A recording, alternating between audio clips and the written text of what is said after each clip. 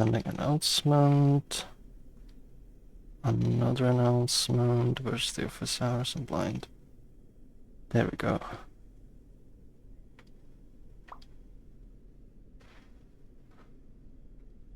Wow. Also the questions, and we're gonna post the blue sky. There we go. Hello everyone, people should be piling in. Hello, hello. Do we have people? We have people. Bois, hello. Hello Jig, hello Real Linus, and hello Nuki. Oh, they're watching ads. You can't hear our hellos yet. Wow. Wow. Wow. Hello. People are popping in. Hello, Vault Boy. Way. Hello, everyone. Hello. I'll be listening while I'm working on more Climber MMC J for stuff. subscribing. Thank you for a subscription, yes. Thank you. I got a Climber J. Ooh. Spin. Can show it. They Thank subscribed. They've subscribed. Hello, J Biden. Hello, everyone. How's everyone doing today?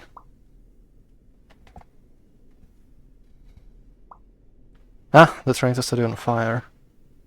No, Didn't work. no. Didn't work. We don't have that on this one. It's not conducive to answering questions. So we can maybe set up one. Maybe if people are sensible with it. Sarah's giving a side eye, so I don't think he likes that idea. Ooh! Oh my god, thank you, Tyra. Another subscription, and there's like a lot of Resonite logos, which unfortunately don't render here, but they do render at the Twitch. Thank you, Tyra. Or should I say, oh dear. This is what emojis look like to us. Yes. It shows the raw text. Oh oh no! He's doing it again. Grant is doing Schnuppet. So, before we actually get into the questions, hello and welcome everyone. This is another episode of The Resonance. It's essentially like kind of like my office hours slash kind of like podcast where we kind of talk about essentially anything Resonite. There's like heavy focus on technical stuff, but we can like ask anything about the philosophy, how's the company doing, what like pretty much like anything that has to do with the platform. Where we just ask like whatever you want to ask, you can ask during the stream. If you're gonna ask a question, make sure like to end it with a question mark. That way, like, it kind of pops on our screen, and we make sure we don't lose it. If you're asking a follow-up question, please include, context of the question, because oftentimes, like, there's a bunch of questions in between, and then we kind of forget, what the original question was, and it kind of makes it hard to answer. I'm Froox also. I have Sairo with me, like, he's from our engineering team. So we should be ready to kind of get started. We also do have some questions that we kind of ask ahead of time. There's actually 3 now. In our Discord, one thing we started doing is for anyone who's not able to attend. Also thank you Moonbase for the subscription. Thank you. More subscriptions. If you're not able to attend, you can ask your questions like in the Discord. There's like a channel created before the stream starts, and you can pile your questions there, and we'll try to get through them as well. I'll see how stuff goes, because I'm not sure if it's better to prioritize them at the beginning or at the end. We have a few question dares, so let's say we go for an hour. And if there's a free time, if there's not too many questions, we're gonna go to the Discord ones. If it's too busy, we'll switch to the Discord questions after a bit. Just so those gonna get answered since people ask ahead of time. But for now, I'll try to keep them for the quieter moments and see how stuff goes. Let's clear these things out. And the first question is Granduk is asking Schnuppet. That ended up being a 15-minute ramble about rev hacking last time. So what other than rev hacking, what's the other thing that makes you spontaneously disintegrate? Something that makes, let's see, what else makes me spontaneously disintegrate? Other than rev hacking. Monopacking. Yes. There we go. I don't think we're gonna jump into a big one on that. Yeah. The only thing I gotta say about that is like, just don't do it. There's no reason to. It makes There's no things benefit. explode. Maybe a tiny one. Yeah, like if you have 2 nodes maybe and you just like don't care to pull out the protoflux chip, that's okay. I don't really care about that. They might as well just be components at that point. But if you're packing like 100+ nodes on a single slot, what are you doing? Reevaluate It your is. life. Well, the thing is, like, that's gonna make, like, you know, if somebody tries to open, it's gonna make them explode and disintegrate. Yeah, So it's they gonna become make them explode. Schnappets. Makes me explode. It makes me cry. Okay. Well, this one makes you cry, but the last one said you said you're gonna drink the people's tears when stuff breaks. So it's gonna, you know, this different explosions, different disintegrations. Yes. Anyway, we got some other questions piling up, like we don't want to like make this one like into a big one. Yeah. So the next question is from Game the Cap Dog. I asked my question half time because I didn't think I could make it. Should I clear from the thread? I'm gonna feel free to kind of keep it there. Like we're gonna get to the questions in the Discord. So I'll just leave it at this point, like keep it there. Next question is from Luki-kun. Question pets. No, I don't have any pet right now. Yeah. No pets, unfortunately. Subscription. Nuki-kun is asking Moodbase, tell us about your Saturday show. I think there's like a question within the chat. I'm not sure what the context of that one was. Jake the Fox Otter, are there any specific procedural assets you want to add in the future? Yes, I mean, there's gonna be a lot of procedural assets, like just generally like kind of like gonna expand, add like, you know, more primitives, more kind of common things. I'm gonna add like more procedural texture, sounds, you know, like lots of different kinds. It also kind of depends what kind of procedural asset you mean in general, because there's a lot of things that are technically procedural assets, even though you might not even like realize that. For example, the UI. The way UIX works, it actually generates procedural meshes that, you know, are for the like actual UI, and then it's like, you know, rendered out with like, you know, the typical mesh render that exists as a local slot that you cannot see.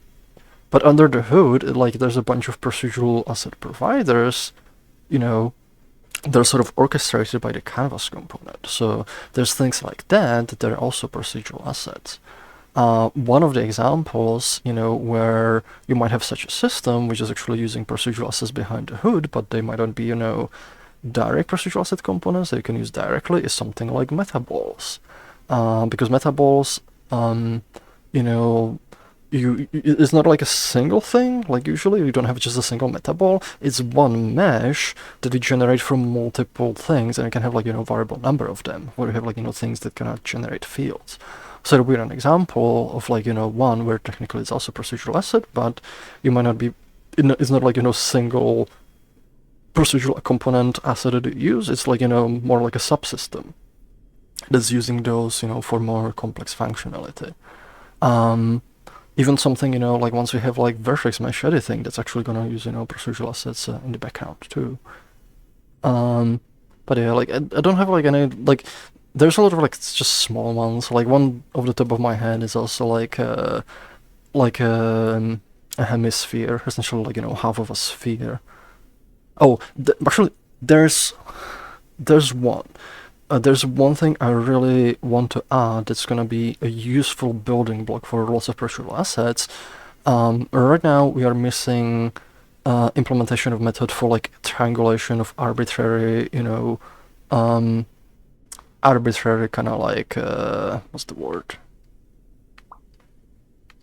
Essentially arbitrary kind of like, you know, kind of curves. Let me grab a brush so I can just draw it quick.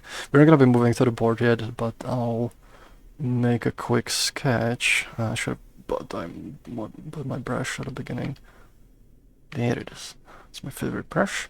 Should just save it to the root of my inventory. So like right now, like for example, if you have something like this that is convex, you know, say like you have like this loop of vertices and you want to fill this, we do have like a method that's, you know, able to do, you know, that's able to do like triangulation, that uses like a triangle fan, for example. So it starts here and just does like view, view, view. Oh, and that's pretty much it. And it kind of, fills this with triangles. Problem is, what happens, if you have like more complex shape that's that's not convex, but it's concave. So like you have something like this, and it goes inside, and it goes back here. So like you have something like view, view, view, view, view, view. So now if you did a triangle fan, this would actually break, because if you started here, and you did like, vioop, vioop, view, now we have like triangle covering this area that's supposed to be empty. So typically, you have to use like some algorithm, say for example like ear clipping or some other algorithm that's like a bit smarter about this, where essentially you give it this set of points, and it figures out, okay, like maybe I'll put triangle here, I'll put another here and another here, and this kind of covers this shape with triangles. Once we have that algorithm, that's gonna open up option for a lot more procedural meshes, because now, this building block can be used for lots of different things. And one of the cool things I want to add is 3D text, because if you think about 3D text, the way fonts work is essentially they're sort of like outlines. They're like, like say for example the letter T. So the letter T, that might be literally just, an outline like this. So this is specified by, by the font file. You get like, this line, and then we can feed it to the algorithm that does triangulation. It figures out, how to do these. I don't even know if I'm doing it right, but like, it figures out like how to kind of fill this out. And now, now we can also like, for example, extrude it. So we can like, make it 3D. This is like the simpler part. And make this like, like a thick T. And we can make this, a procedural mesh. You just type whatever text you want, you give it whatever font you want, and you get that letter as a 3D object in here. Plus, all kinds of other stuff. Like for example, we could like add like Bezier curves, so you can like define some kind of like shapes, and then like something that kind of triangulates it and fills it out. So like, that's gonna open up a lot of options, and it's like one of the like relatively small things, but it's like one that I think is gonna open up a lot of options, and I was just really wanted to do it for a while and I didn't get to it. I have it on my list of my kind of fun issues. There's also another one I do want to add also, another algorithm that's kind of building block for a lot of these, called marching cubes. And essentially lets you reconstruct like a mesh surface for some kind of like, field. And it's actually used for implementing metaballs, because metaballs, the way they work, you have like objects that kind of create like a field around them. And in order to make it into a mesh, you actually feed it into like marching cubes, and that, is what gives you the final mesh from that. But it's used for all the other stuff too. One example is with a particle system, because with particles we could make like each particle be like almost like a little metaball, and then instead of those being rendered individually, we feed it to that algorithm for the Martian cubes algorithm, and we generate like if we get like a bunch of particles here, it's gonna create like this kind of blob, like they're gonna blobify. There's like another one is gonna be like this, and if there's like two that are near each other, maybe they'll be like this. And what that can be used for is, just making it look a little bit like liquid. For example, if you've played Portal, specifically Portal 2, they have the liquid gels, and this is one way you can do it. We're just shooting particles, and instead of rendering them as each individual, like, billboards or meshes, you have them, where kind of sort of goop together. So those are some of the things that I would like to add, because I think that's going to open up like a lot of really cool effects. Plus, once the algorithm's in there, it can be used for lots of things. Like, say with the Martian cubes, like once we have terrain system, that's probably going to be one of the building blocks you can use to make terrains, because it's also oftentimes used for, destructive terrains, like where the terrain is defined by some kind of field, and like you kind of like, use Martian cubes to construct a mesh. So hopefully that kind of answers, that question. Next question is from Erasmus 0211. With Stripe age verification knocking on the door, is there plans for nodes to use with it? I think there's actually a little bit of misconception. We did introduce Stripe recently. It's not for age verification. It's a payment method.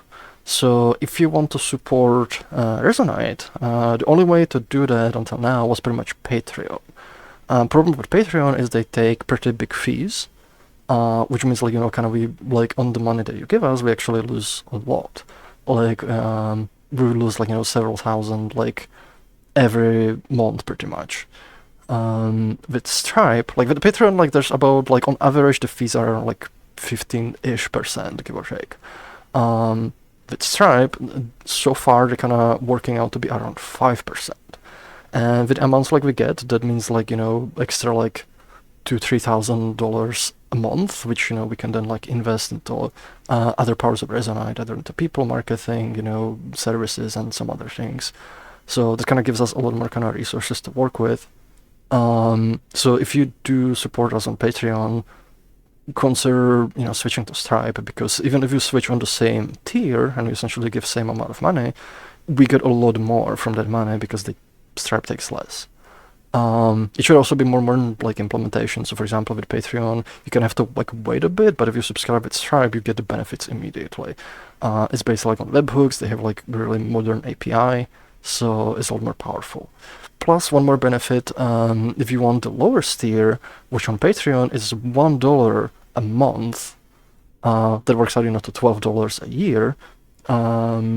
On Stripe, we don't actually offer that as a per month option.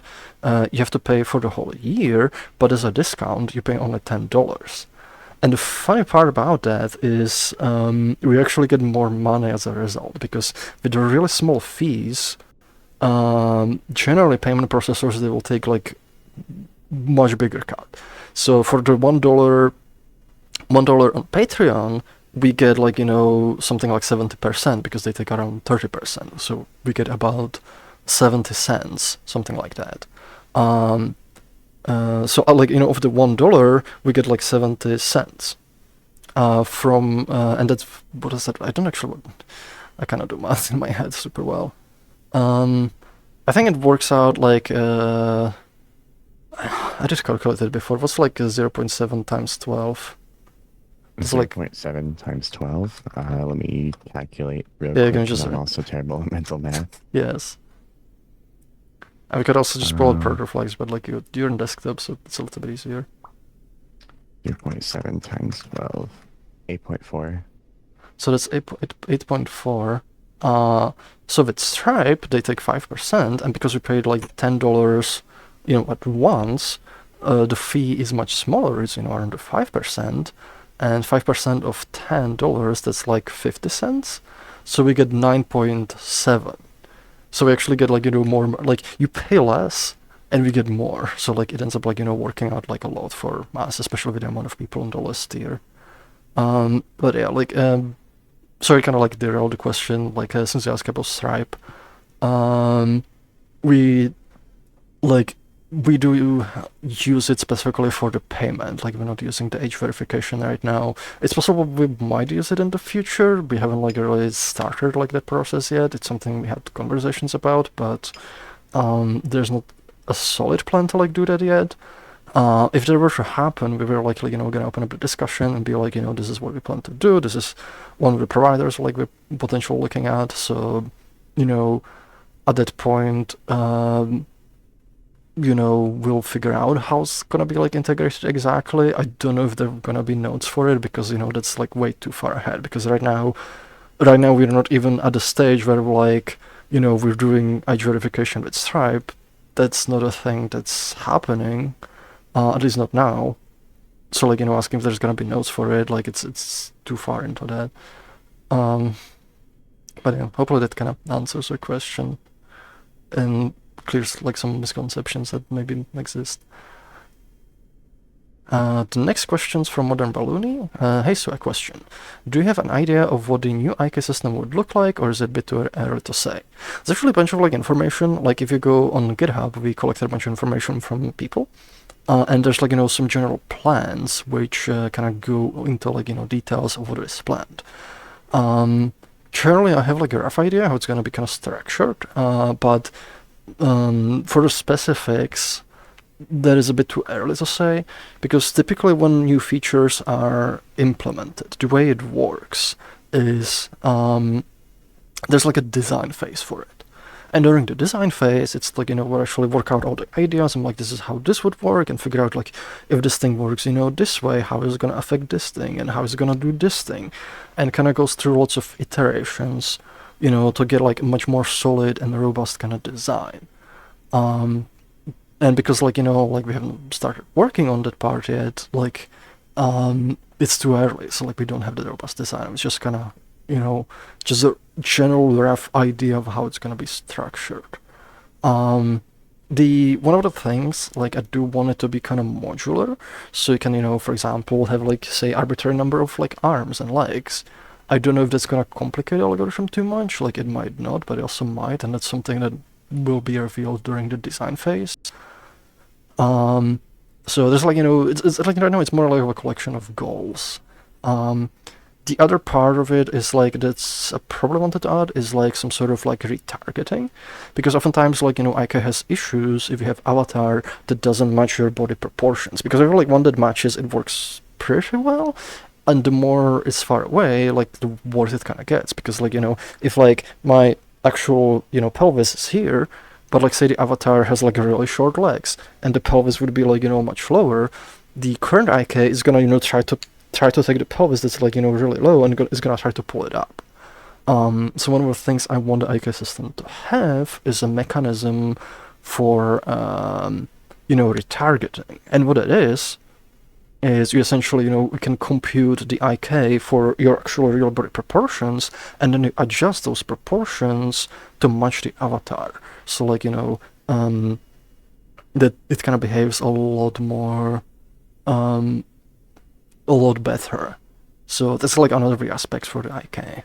But yeah, there's a bunch more kind of details on the GitHub. There's both like discussion on the GitHub issues, so definitely check those out if you're interested. But for the specifics, it is too early. Overall, like the goal is to make it, like this is one of the things that's a little bit hard to define, but it's like, it's to make it feel good. Because right now, like with the current IK, especially like if you go to some poses, like it doesn't always feel good because it doesn't quite match, like the neck gets scrunched, maybe the hips are not doing like what they're supposed to do, maybe it's like offset weird, you have to calibrate it often, so that's one of the primary goals, is like making it feel good, and for that, like it kind of needs a lot of kind of testing where, essentially it's kind of implementing it, just kind of keep like tuning it and tweaking it, and, just kind of iterating on how it works. And sometimes during that kind of process, there might be some big design changes that need to happen. That's what happened during Photon Dust as well, where I had like an initial idea how it's going to work, but then actually during the implementation I found like, okay, this is an issue, I need to make some design changes to this. So, things kind of change throughout the development process, but this is generally like, the idea how it's going to kind of work. It's going to be composed of kind of multiple solvers, hopefully like, modular ones that kind of can contribute, and a lot of details kind of better work out like once it gets prioritized. The next questions is from DevHammer. How excited to have Photon Dust implementations almost done. It's Photon Dust, yes. It's been like, it's kind of turned into like a lot bigger thing, particularly because there's a lot of compatibility issues, because one thing I didn't expect is like there's a lot of messiness with the Unity particle system. Some of it is like on our end, like on how we kind of expose things, and some of it's like on Unity's end, like we're doing things in a really weird way. And the problem is, like there's been a lot of bugs like with Photon Dust where technically it's not a bug of Photon Dust. Like for example, Photon Dust, it uses consistent coordination system. So like, if you have, did I remove my brush? No, I have two brushes now. Like, if you have, for example here, like say you have like an object, and this would be like its up axis, and this would be like, its forward axis. And then if you have Photon Dust, and you have a particle, and the particle, it essentially follows the same, like the axes are gonna match. But then in Unity's particle system, the particles, for some reason, this would be like, the up axis, and this would be like, the forward axis. It's like all offset and weird, but also it behaves like weird. If the particles aligned with this axis, then, maybe this randomly flips here. and it's just very messy. But also, this only happens if you have it in a certain mode, because if you change it to default mode, then it suddenly matches again. So it feels like, their system is just a bunch of different systems made by different teams that like didn't super coordinate. And it made things really difficult, because in order to make things look pretty much the same as they used to after conversion, we have to replicate those bugs, and that takes a lot of effort. Like the most recent one I had to deal with is like where somebody used negative value for velocity scaling. And what happens with the Unity system when you do that is, like, if you emit a particle, say like this is your source of particles, if you stretch them normally, the particle kind of stretches like this.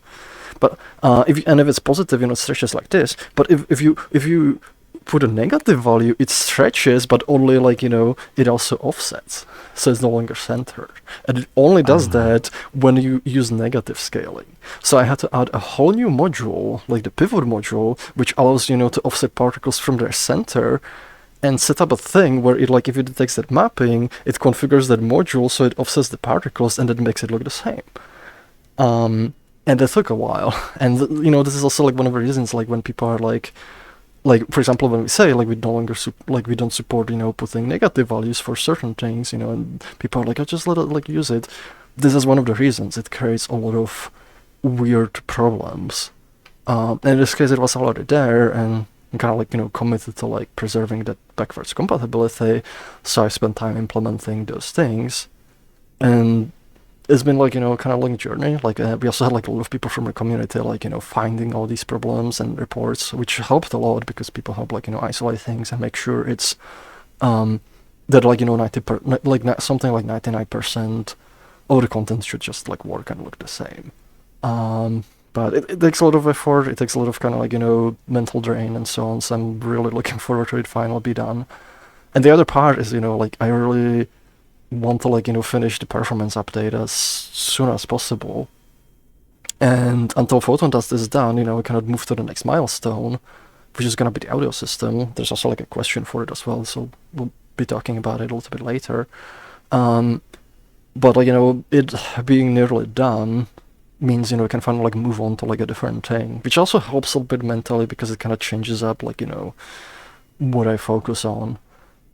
Because it does get like after a bit it gets a little bit grindy, just kind of working on the same system for so long. But hopefully people are also like, like enjoying it too, because like whenever I work on it, I try to throw in a bunch of few extra things, some new node modules, like, for like recently I've added like some, so you can, change the color of the particles based on velocity. So like there's, little sprinkles of like fun stuff with those compatibility things as well. But yes, I'm very excited. For those who like were not aware, like we're actually running the last phase of pre-release testing. The legacy particle system is very likely going to be removed sometime next week. Assuming there's like not a big blocker, which means everything's going to be automatically converted to Photon Dust, and the milestone's going to be done, and we can move to the audio system. But yes, very excited. Check the Froox author is asking, also we're all on the topic of monopacking. How do you plan to implement Protoflex static asset compilation? I'm super much gonna be like a thing, like, I'm not like, again, decided on the specific details yet, but pretty much it's like, when you build Protoflex itself, it's technically a separate library, and has its own kind of representation of all the nodes, and it doesn't care about any of like, stuff like position of the nodes and so on. It just cares like, about how the nodes are connected to each other.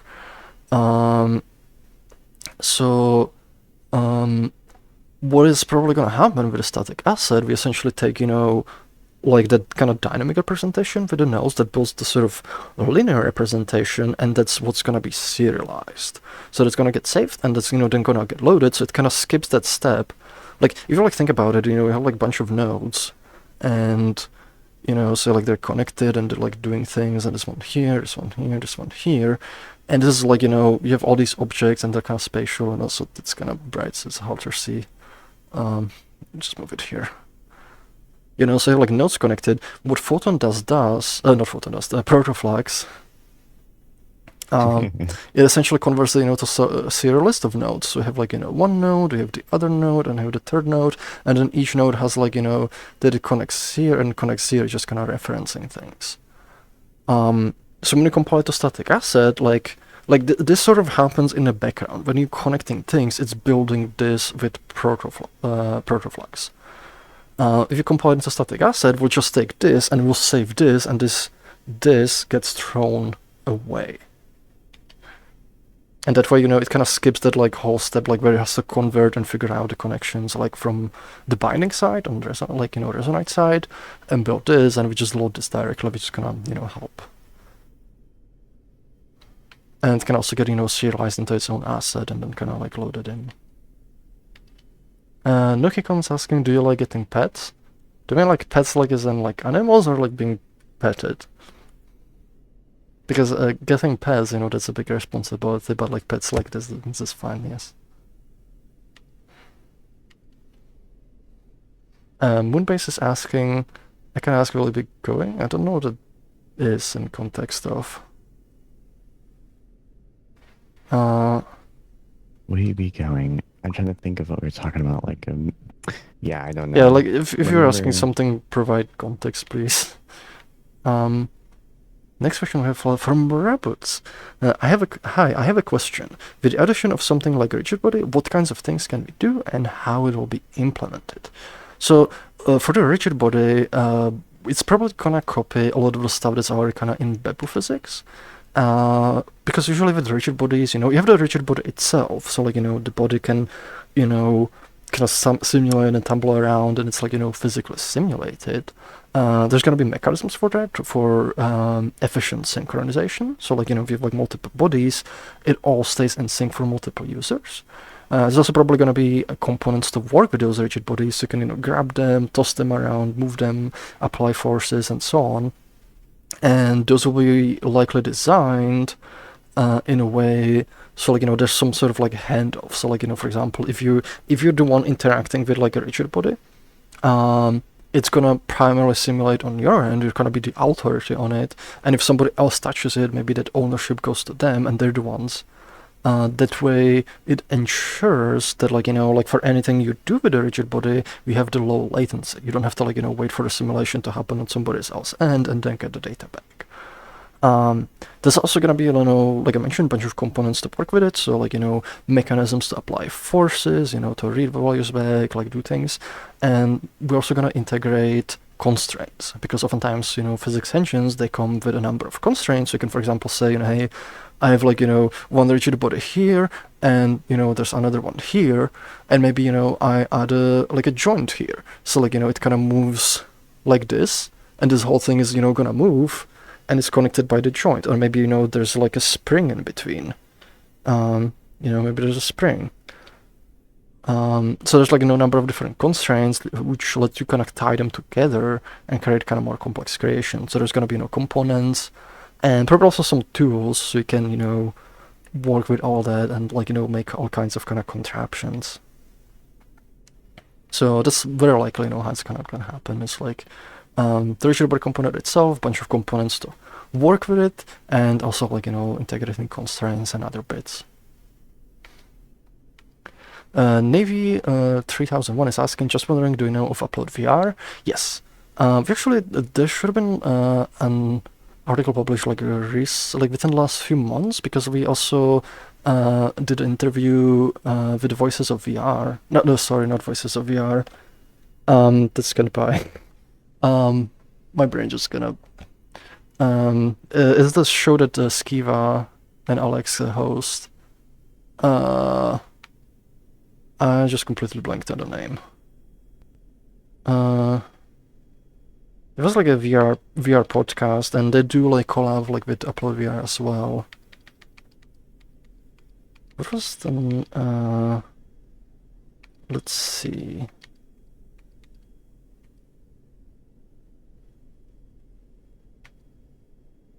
I completely blanked out on it. There's a yeah, they also like write an article about us as well.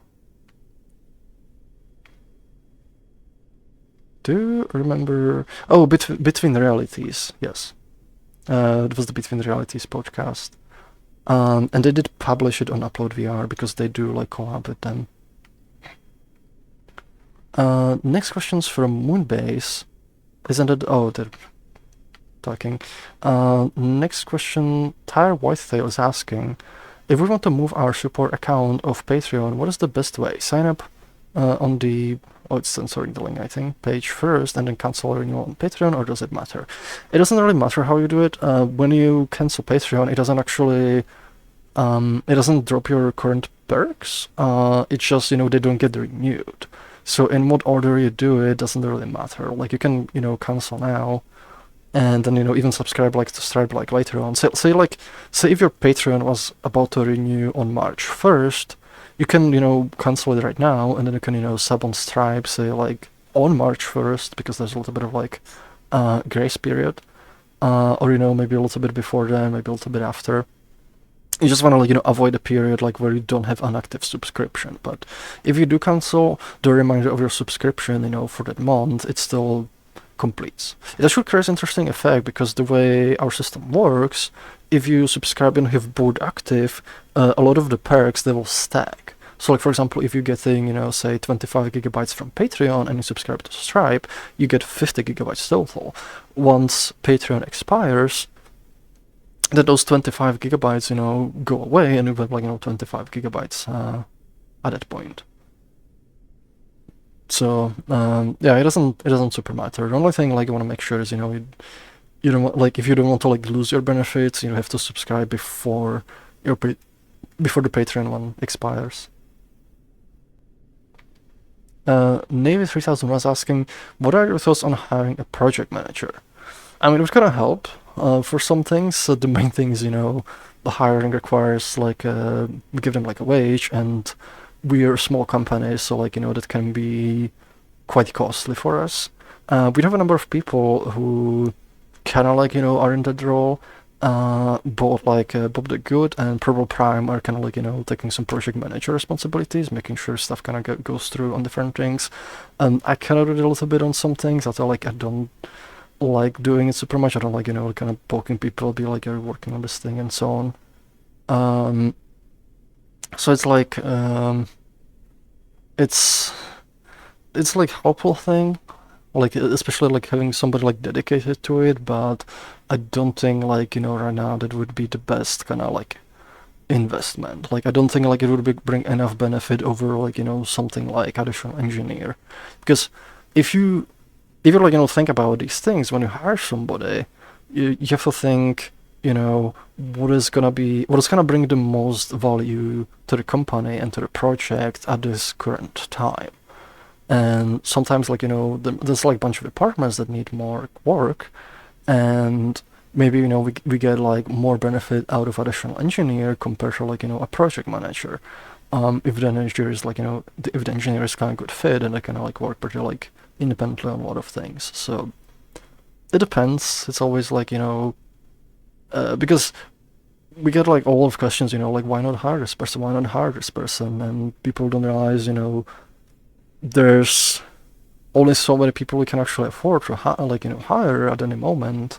So oftentimes we have to kind of decide, like, which one's gonna bring the biggest benefit, because we just, you know, we cannot do them all.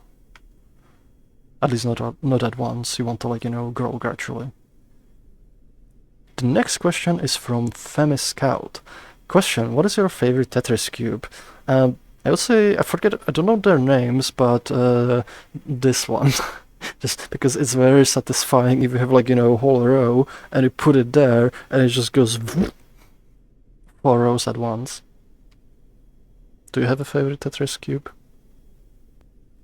I like the T-shape one. It's satisfying. This when one? you, like, yeah, like when you it's like Oh, a yeah. key, like when you lock it in. That's So also a it good feels one. like it feels like very satisfying when I can fit it. Yeah. Next question. Jay Wyden4 is asking, what's the future of videos and live streams in Resonite? I ask because I think Resonite could be amazing for watch togethers, We're trying to watch Stargate in here, and it's been fun, but it's difficult since audio seems to desync consistently. Unity, LBLC both seem to have their quirks, and it makes me wonder if things would be improved, for example, through an MPV FMK-based backend, if the problem is deeper and can be fixed, the new audio rendering thoughts. So yeah, there's like an issue. So the problem is we are not using libVLC directly. It's actually kind of interesting because like Unity shouldn't desync because that has like more, like it shouldn't desync audio because there's more direct control. The problem is the Unity one, it's very fragile. Like we have to be very careful what video streams will be feeded because it doesn't do much validation. And like early on in its implementation, we would just like, you know, try to like, we'd essentially let it try to load any stream, and if it fails, then we fall back to libVLC. The problem is sometimes it says, I can load a stream, when it cannot, and then what you get is horrible graphical glitches and screeching in your ears, which, like, you know, that's a no-no. So we have to add like sort of like pre-filtering where we like very cautious like which, you know, like which data we feed it, because if we figure out, okay, it's probably not going to be able to play this one, we just fall back to libVLC, even though maybe it could play it, but like it's better to kind of err like, you know, on the side of caution than like, you know, have people just have horrible screeching in their ears, because that was awful. For the libVLC, the situations are a little bit complicated because we're not actually using libVLC directly. We are using a project called UMP, like Universal Media Player, which is sort of a wraparound around libVLC. And the problem is it doesn't expose a lot of things we would need from libVLC, particularly for audio synchronization. We sort of like have to like hack it to even like, you know, get the audio data. And we don't have any sort of like, you know, timestamp when we get it. We're just gonna like try to like read it out as fast as we can, and the problem is, you know, there's not a mechanism to like determine how is it aligned to the video. There is a mechanism within libVLC, because libVLC itself, the way it gives you audio, you actually register a callback method.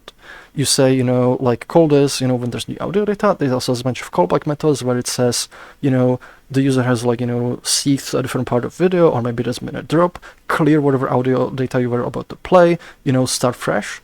So it kind of, you know, controls the playback and make sure it kind of matches the video. We wanted to switch to the official like libVLC library. Right now it's kind of got stuck because as far as I'm aware, like there's been some issues that kind of run with it.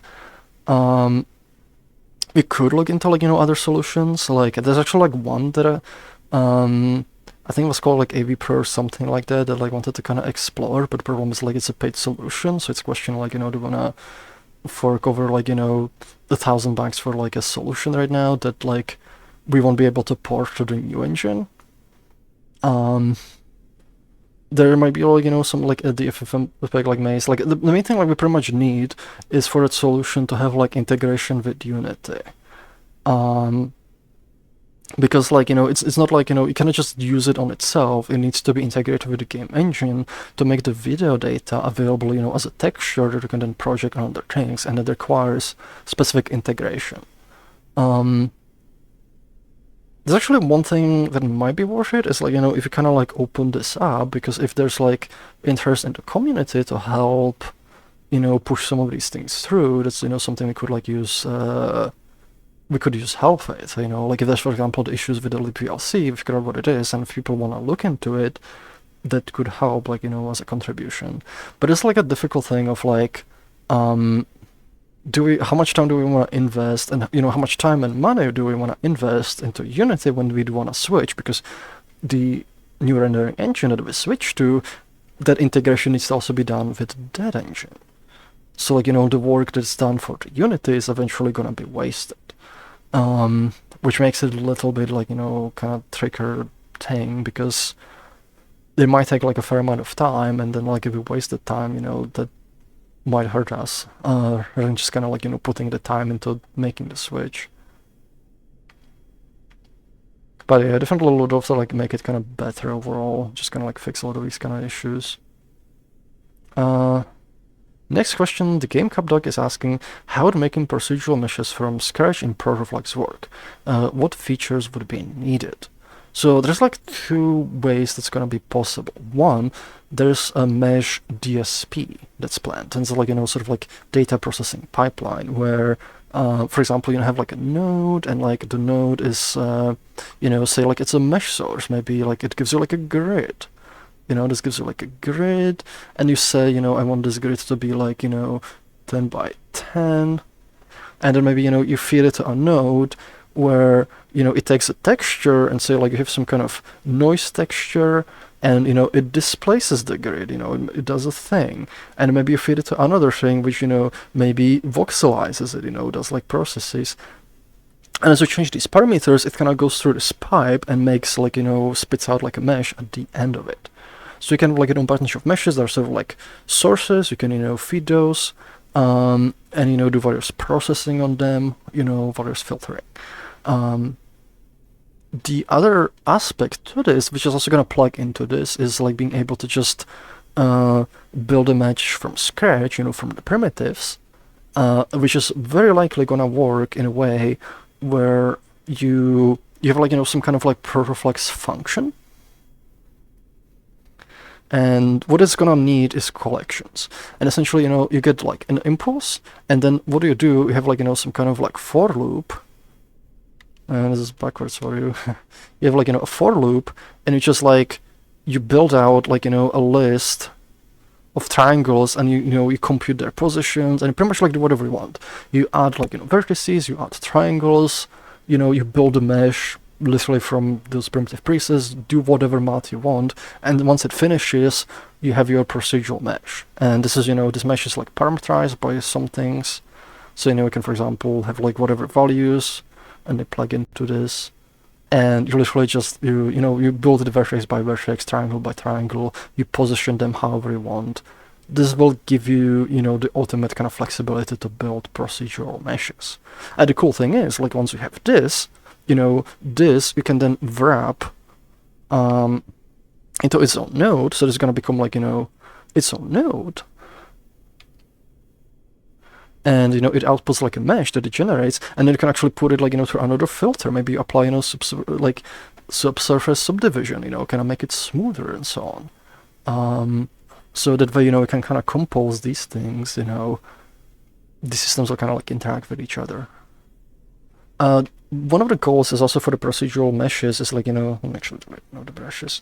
One of the goals for the procedural meshes is like, once we have the definition, and kind of talked about this in one of the recent resonances, there should be like a video, but once you have the definition of it, this actually becomes a component, so like say you have two parameterizations, say like A and B, and then this becomes a component you can just, attach to your procedural mesh, and you have, you have your A and B, and you just, plug values, and it just like, runs your code on a background thread to generate that mesh.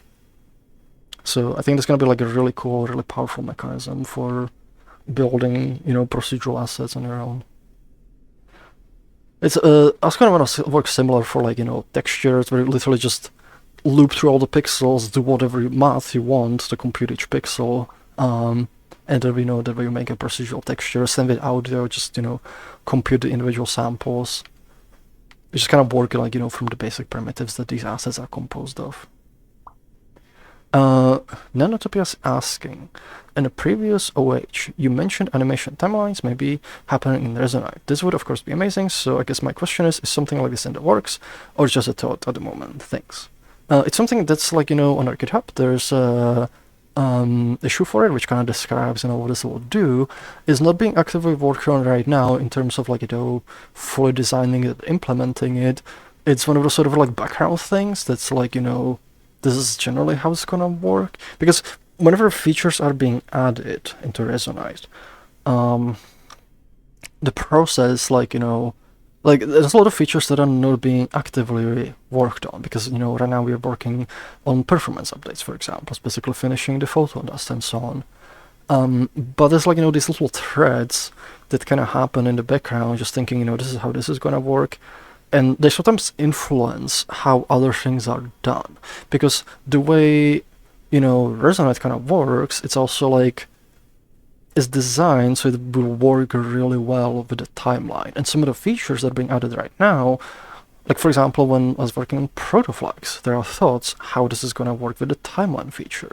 So there's like little like nuggets and threads, that sort of go into that feature. So there's like little like tiny pieces of work that kind of go into it, like design wise. And at some point we're gonna be like, okay, now we're implementing this feature, and all those threads kind of come together, and that becomes the major focus that's being implemented right now. So yeah, like it's not actively working on right now, like not in like any major sense, but it's like a thread that's kind of like building. The next question's Sarah. Sarah was working in parallel on the audio system, right? How's that going? So Sarah's been working on specifically on the like reverb implementation, because with the existing one in Unity we have like Unity has like a reverb zone, and we need to like provide an equivalent, something that's similar. So Sarah has been working on integrating like library called like Zeta Reverb. Will you actually tell us a little bit more about it? Yeah.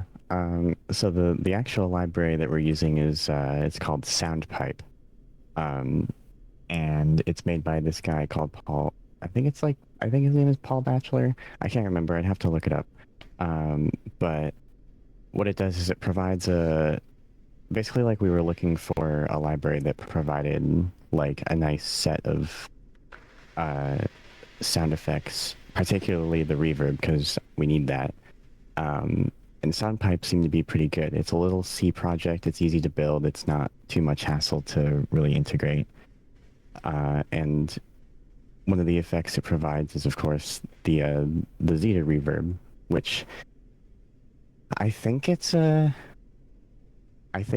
of like a well-established like type of reverb. I'm not really like too well versed in audio, so I'm not quite sure on that one. But one of the nice things about it is compared to Unity's reverb, which uses Fmod as the underlying type of like audio processing system. This one actually is like stereo, so the reverb is like in both ears, and there's like slight differences between both ears. And while I was like A/B comparing it, I realized that like it sounds way better. Like it sounds a lot more like full and like rich, and like the reverb is coming from like all around me. Yeah, it's gonna be cool once we kind of have it, especially once we have like as audio zone, people can play with it too. So yeah, Yes. it's essentially a thing, because like this is like one of the components of the audio system that like I specifically kind of needed like help with. So I kind of asked Siren, who's been like doing like a lot of kind of good work, like for both like finding, because I think I ask you to like look into like what solutions exist, and then like integrating, making a wrapper. But also the really important thing that you've done, Sire has like donated like his ears and probably some of his sanity, just doing a lot of A/B testing to like, because the Zeta reverb, it works different, from the Fmod reverb, which means we need to kind of map the existing presets to the new one. And Sarah, essentially, you did like a lot of A/B testing, just to kind of manually match them. Yeah. So Unity has a lot of different parameters that control like various aspects about how like the sound is processed, like how much quote unquote room it has, or like how much the lower frequencies like resonate versus the higher frequencies, and how long they do that, and how they sound. And Zeta has a lot of those same parameters, but it has like a couple parameters that are kind of like rolled into one. So like it technically has fewer inputs than the Unity one, but like you can make it sound a lot better. The problem is making them sound the same. And so what I had to do was I had to take like music, and I like recorded my own voice, and over the course of like a week or two, I just sat in my home world basically with I like made a little like mock-up like reverb so I could listen to it in game, and I just had to compare them and tweak the values and compare them and tweak the values. So I was like, all right, time to replicate the sewer pipe preset. Oh boy. And I just sat there and I like tweaked the high frequencies and the low frequencies and how long they resonated and like, oh my gosh, dude. I maybe listened to the same audio clip over like 200 times. We It was appreciate your sacrifice. it I mean, was a harrowing experience. one of the reasons, why I also was like, like, Sarah, could you like help with this thing? It like saves a lot of time, like, so I can kind of focus on the other things too. Yeah. But it's gonna be worth it. And it's gonna be like, I'm kind of excited to like get like finally like integrated and, with the Photon as like being done. Yeah, and you'll be able to actually play with it right away in the form of I made it so that you can actually like process audio clips using the reverb parameters. So any audio clip you have in game, you'll be able to apply reverb to. So maybe like you could make tools that automatically apply certain presets to specific audio clips for certain areas of your world, for example. I don't know. Yeah. I want people to do something cool with it. And this is a kind of cool thing is because like once something like that is like integrated, it's a building block and it can be kind of used and exposed in lots of different ways. One way there's also like what we want us to do is like once we have the audio DSP for Protoflex, we're gonna turn it into a node so you can actually pipe audio through it, to kind of like do whatever, audio effects you want. And there's also like, a whole bunch of like other effects in the library that like, might end up like integrating as well. Yeah. So yeah, it's gonna be. There's always like the way like we approach things. Always like make things more into like building blocks that can be like used in lots of different like ways. But I hope that answers that question. I will say, were we going to get to the questions that were Yes. in? Okay. I was about to like do that. There's a few like I was gonna do it for the full hour because like there's like a whole bunch of things. So we're gonna answer the questions from Discord in a second. Okay. I'm gonna go through a few of these because there's like very quick ones. Nuki-kun is asking. Well, actually, I'm not asking. I give the Frooxes and Sarah one pet each. One pet. Wow, thank you. I'm honored. Oh yeah, Jack the Fox are Beyond Realities, that's like earlier. And then Moonbase is asking, is there a better libVLC library for C#? So just to kind of clarify, what I was like saying earlier, the official, like libVLC now has an official C# implementation. The problem is, we need a Unity integration on top of that. And that's kind of, where some of the kind of issues like lie, because if there's an integration, like, we can kind of plug it in and replace the existing one. But as far as I know, there's like, some issues like with that implementation. Last time, like, Gins was kind of looking into this part, so like you might want to ask him like in his office hours for like any details on that. So I'm gonna go to the questions. This one's like a bigger one, so I'll check the questions people ask in the Discord. So Red has been asking, what are some of the currently planned extra features in the new audio system? Kind of how we got simplex turbulence and photon dust. We actually kind of covered some of this in a previous Resonance, where I kind of like went into details how it's gonna work and so on, and there's a published video, so I do recommend checking that one out. But in short, one of the features I'm particularly looking forward to that's actually kind of relevant to this as well, is where we can have multiple listeners. So instead of like, right now you have only like one listener where I pretty much, set the audio to broadcast. If I set the audio to spatialized for Syro, for example, you would hear him wrong because you would be hearing him from my perspective. I can switch it to the perspective of the camera, but then it would be wrong for me and it really messes with my brain. So I don't do it and I just do broadcast. And the reason like we cannot like do it is because like with Unity we can only have one listener, one sort of like viewpoint for the ears. With our own system we can have we can design to have as many listeners as we need to, which means we can render audio for the user, and then we can actually render the audio again for the viewpoint of the camera and send it to a different audio device. That way you can have audio that's going to you, and you can have another audio that's going, to the stream, and that has the audio spatialized fully from the camera's viewpoint. What's even cooler with that one, we might make it, so you don't need to capture your own microphone. We'll render your own audio spatialized for the camera. So, you're also not in broadcast, you're gonna be properly spatialized for the camera's viewpoint as everybody else. There's other things I want to do with that one, is for example, make it so you can make microphone in the world, and you can just record things into spatialized audio. Or maybe you can just, make the audio source so you can make walkie-talkies, that go there. So that really one of the things. The other part, we're gonna have much better control over how the audio fall works. So it's probably gonna be a bunch of features with that, kind of exposing more control, maybe making settings where you can kind of tweak the fall off locally, if you for example, overwhelmed with audio, or maybe have trouble hearing people. So there's stuff like that. We might some of these we might not do as part of it, because usually for the Switch the main goal is feature parity. There's a lot of features we could add, but if they take a lot of time, that means they delay the performance update, which is the main focus. So usually we'll only add things that are small enough. But we also might add for example, mechanisms where you can have, because right now audio sources, if you a source of audio, is just a sphere. It's if you're here, it's the same volume as it's here, because it's the same distance.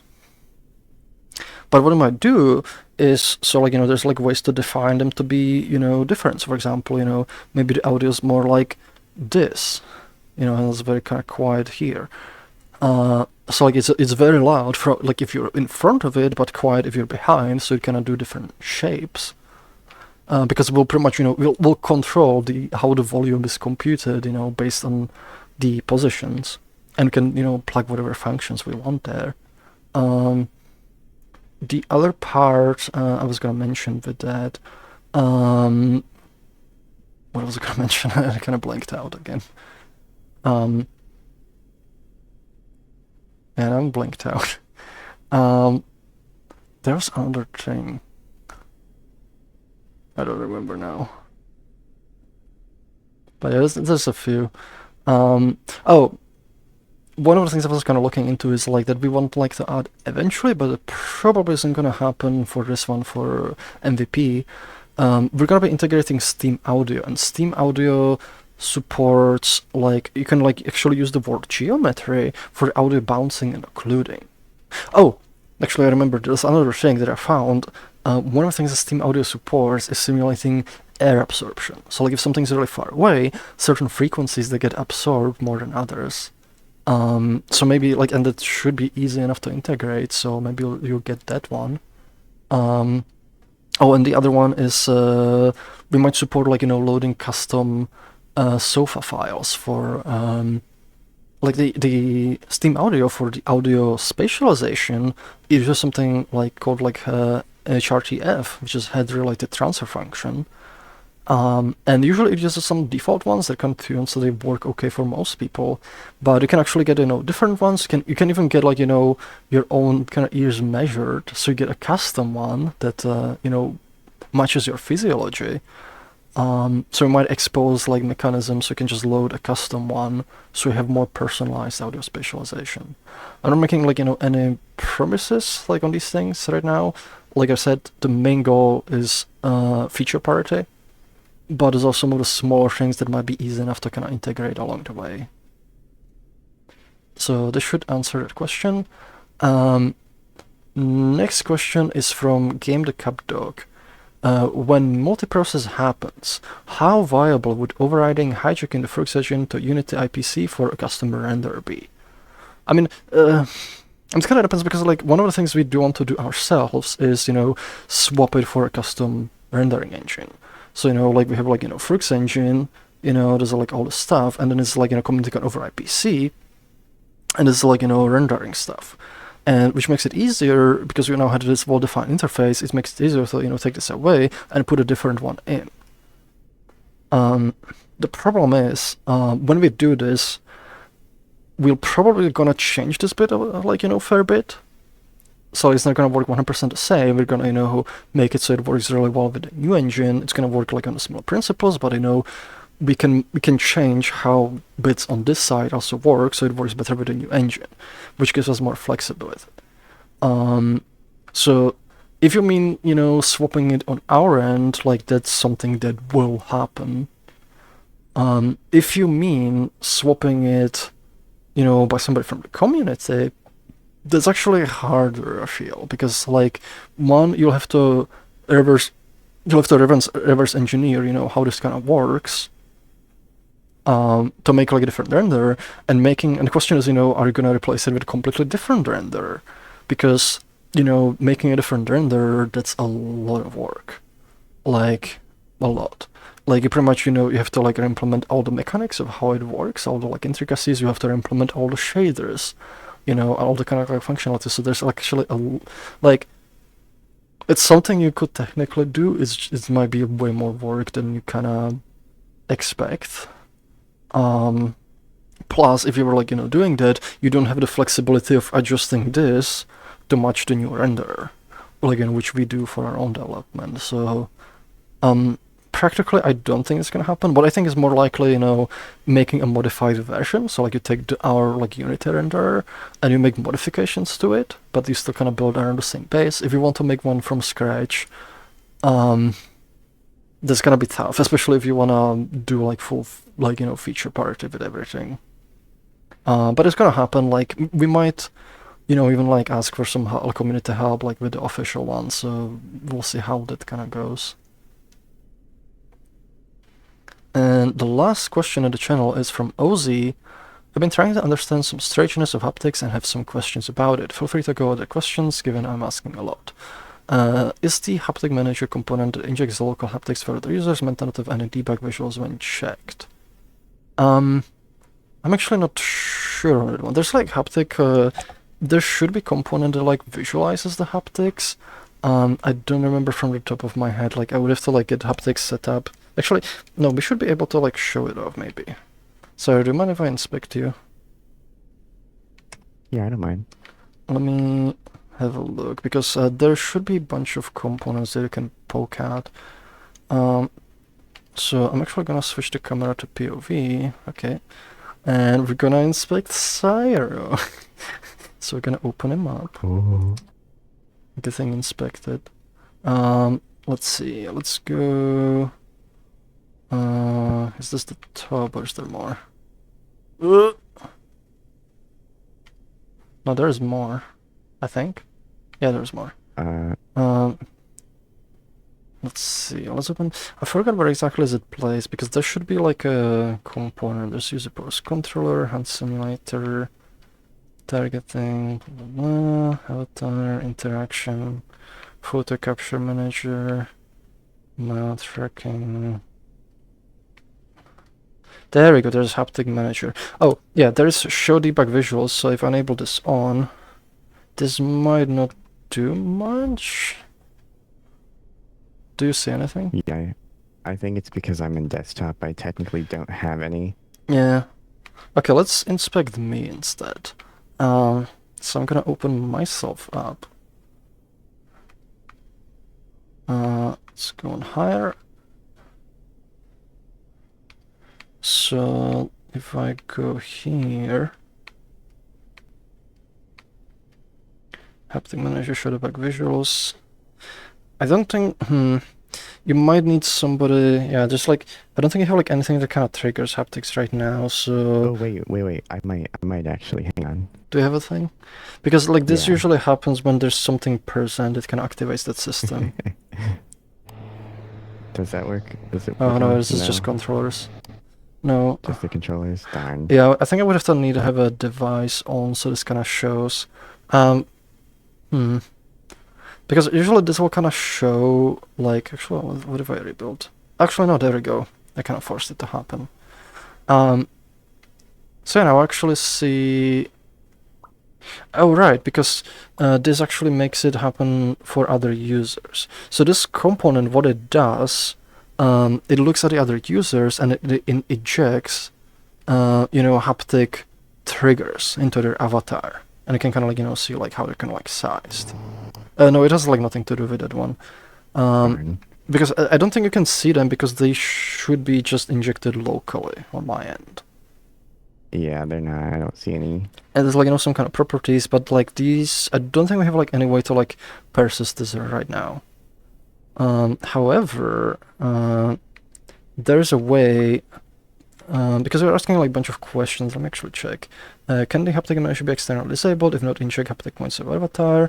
And the avatar haptic source manager can override those generated haptics. However, the list is called haptic volume active zones. By disabling active doesn't actually disable is unintended. Do the different types of sensations mean anything to be haptics? I want to say. So let's just go like over this, because you should be able to like say that you don't want the haptics to be injected for certain parts of the body on your avatar. So I'm gonna let's click this. I'm gonna open up Cyro, and I'm gonna add a component to you. Let's see. I think it's an input haptics. There's haptic by sampler, haptic source manager. Yeah, there we go. Avatar haptic source manager. It's been a while since I actually worked with this system, so I'm not. There's hierarchy haptic source, head haptic point mapper, filters, control haptic point mapper. So some of these like should either be these are like mappers to receiving haptics, and some are like to like set you up. I might need to like look into the system because it's been like a while since I worked with it, so I'm kind of like piecing it back. Head haptic point monitor, hierarchy. What does this one do? Hierarchy haptic source. No, that's wait, that's a different one. It might be under common avatar instead. Let's see. Do we have haptics? Avatar pose. Yeah, I'm actually not sure. I just feel like dig through this because it's been a while since I worked with the system. Like even though like I wrote it, I don't remember how it works. I have to like check the source code. Let's see if I can figure this out. Yeah, I don't think there's maybe in device. No, we don't have devices anymore. Yeah, I'm actually not sure because this one. I don't know what this one. Yeah, I'll have to like do some research for this. It's actually a thing because like I cannot really. It's not like when I'm in VR, it's not that easy to check the source code. So I don't think I can answer those questions right now. Of the haptic source manager, like the way I cannot remember like roughly working is like you should be able to like place, like you can place like haptic triggers on the avatar, and then like say I'm overriding these, and then when it generates the mapping, it shouldn't like you should be able to say like don't auto-generate the chest, don't auto-generate the arms and so on, and they would like suppress it. You probably cannot like control you cannot control like the component that's on the root because that gets like injected, but you can control how it behaves. There's one question I can ask, can answer. Do the different types of sensations mean anything to be haptics? I noticed that say force and vibration feel a little different on the controller haptics, but I wasn't sure if there was be haptic vests too. Yeah, they generally they have different implementations for each. So like, if it's like just the vibration, then it'll try to like do something different, so like it feels different. One of the reasons like why those are there is because in case there's like different haptic devices, for example, ones that can simulate hot and cold, they can actually, instead of vibrations, they do hot and cold. But if you don't have those, it still does something, to indicate something is there. I think, like, for example, for the pain, like the haptics will do sort of like this kind of like pulse thing, like heartbeat, and it was kind of inspired, like, you know, by Half-Life Alyx, you know, how when you're low on health, your controls are kind of like pulse like that. Because, like, you know, it's kind of happens like when you're in pain in the game. But sorry, like, I kind of done some most of this like from the top of my head. I'd have to like check the source code. Which means I probably need to like figure some good way to kind of maybe just have it kind of open and have my keyboard with me so I can, like, you know, check things out. But yeah, this is all the questions we got in Discord. Try asking maybe, like, you know, for the next one, and I'll figure out. The problem is this one kind of popped up like really late, so I didn't know it was coming. So we did like that's all the questions from the Discord, which means we can move back to the back to like the questions from Twitch. Nuki-kun is asking, what is the current progress of deintegrating Resonite from Unity? What optimization updates should we expect before then? What are you working now? So right now, Photon Dust is essentially getting like finalized. We're running the last phase of like pre-release testing, which should be relatively short. Essentially, what it is, it's removing the old particle system completely, and then, like, you know, like the conversion essentially becomes automatic, which means like anything you made now gets automatically converted to Photon Dust. Once that is done, the next part is the audio engine. So I'm gonna work on like making a custom audio engine. That should be way faster in the particle system because like there's a lot less kind of complexity to it. So hopefully that one shouldn't take us long. Once the audio system is done, that essentially is gonna be the last major system that's gonna, you know, making us kind of still intertwined with Unity, where it's gonna, you know, interweave and makes it hard to separate. After that, I'm gonna be like reworking how Froox engine actually communicates with Unity, and then it's gonna get pulled into its own process. And that pulling into its own process is like when we're gonna get the major performance boost, because we'll be able to run with .NET 9 runtime. So it's pretty much, it's getting close, it's getting there. Right now is mainly just need to finish Photon Dust, you know, delete the old particle system, which is already done, you know, on the branch, then do the audio engine, and then it's pretty much gonna be the main work on the actual, like, you know, pulling it apart, which is also gonna take a bit because the mechanism for communication needs to be reworked, and there's gonna be, you know, some bits there, but it's gonna be the actual, you know, the splitting. So it's getting close, and I'm kind of excited for it. The next question is from Grand UK. Are there plans for audio-video processing in Resonite so that more full-feature productions can take place in Resonite, like compositing video camera into another camera view? Yes. I definitely love, like, you know, Resonite to be like more of a like production tool. So because our overall goal is, you know, like having the social layer as something, you know, that's like a sort of foundation, it's a basis, but you can do a lot on top of it. It's not just, you know, like if you want to, you can just hang out and socialize, you know, that's perfectly valid, but you can also, you know, collaborate with other people. You know, you can like work with them, and you can already kind of do that, you know, building worlds in here, but the more functionality we add, you can use Resonite to build and produce things, you know, for outside of Resonite. So one of the things I'm excited for example, is the audio DSP, because the audio DSP, it'll let you, you know, build a virtual like music audio production studio, and you can, you know, collaborate, like, you know, we could be like here with Syra, we could be just, you know, building together, and, you know, we can be bringing some sound effects and plopping them in, and, you know, then we're passing them through filters, and maybe, you know, somebody integrates, like, you know, we have like a keyboard, so you kind of like, you know, sample some things, you know, and like feed it into the system, and it makes sound, and, you know, just make like sounds and music, you know. And if you want to save your progress, you literally just save the world. Or maybe you build like a really cool filter, you know, you package it into a custom node, and you can share it with the community, and other people can use it in their own productions. So there's gonna be like, you know, a lot of like great synergy with stuff like that.